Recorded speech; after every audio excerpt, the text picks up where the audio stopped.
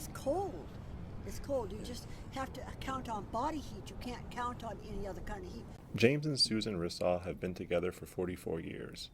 For the last 12 months, home has been a forest green SUV. It hasn't always been this way.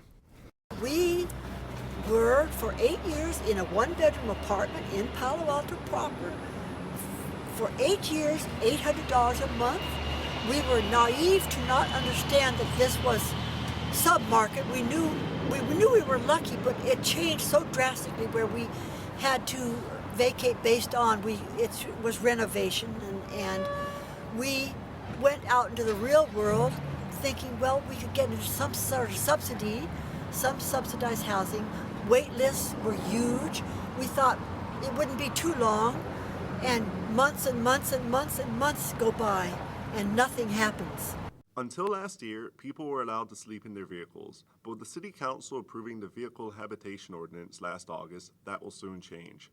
Come January 6th, the law will take effect, meaning people sleeping in their cars could potentially be charged with a misdemeanor and face a maximum penalty of 6 months in county jail, a $1,000 fine, or both. It's a steep price, especially for those who already cannot afford to pay rent. According to the most recent census data, there are 145 homeless people living in Palo Alto.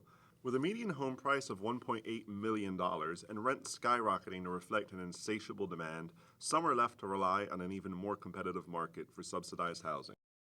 I've been on a waiting list for a locker since June. For a locker. So you can imagine what it's going to take for an apartment or anything. You may have heard of Motel 22.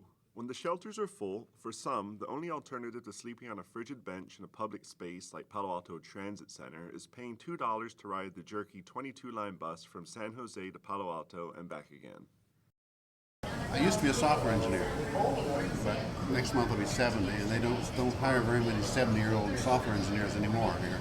Fred says that after his wife passed away and he lost his job, he used his remaining money to purchase a 1985 Winnebago where he currently lives. The question is, will he still be able to park his RV in Palo Alto? Fred and the Russaws are hopeful that the legality of the law will be reevaluated. Attorney Carrie Leroy is taking on the case pro bono and believes that the existing laws go far enough in legislating against antisocial behavior.